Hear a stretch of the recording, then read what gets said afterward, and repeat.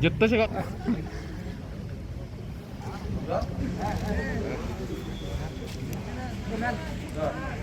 Assalamualaikum warahmatullahi wabarakatuh.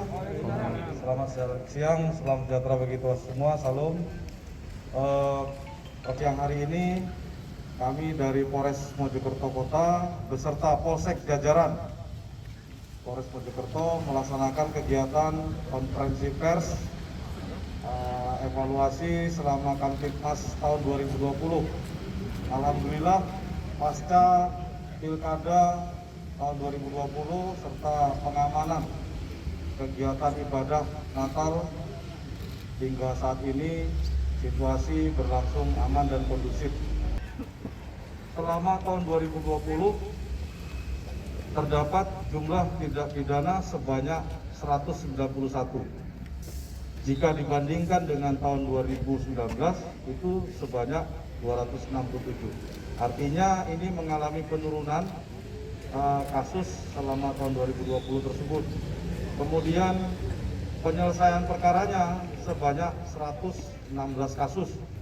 Jika dipresentasekan maka mencapai 60,29%. Ini merupakan hasil kinerja Satuan Reskrim dan unit Reskrim Polsek jajaran.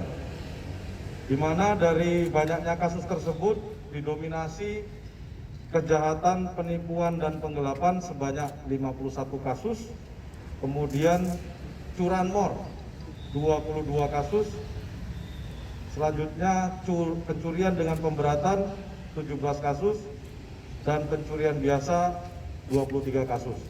Ini yang dapat kami informasi di bidang reserse kriminal.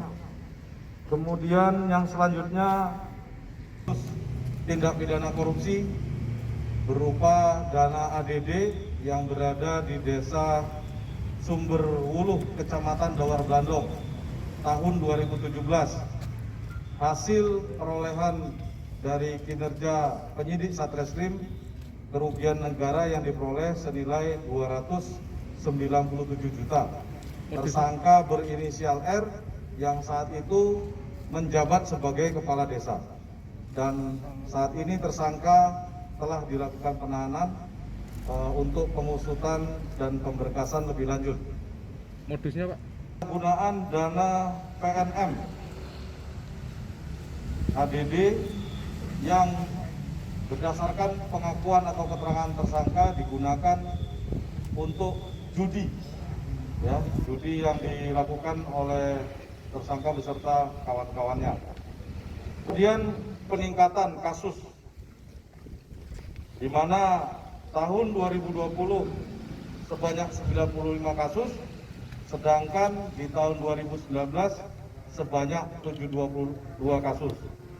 Kemudian tersangka yang dilakukan penangkapan sebanyak 146 kasus, sedangkan Polsek jajaran itu sebanyak 31 tersangka, sehingga jumlah tersangka sebanyak 177 kasus. Dan ini semua di bidang lalu lintas berdasarkan 27 kasus. Jika dibandingkan dengan tahun 2000, luka berat itu 4 orang, kemudian luka ringan 375 orang, senilai 136.400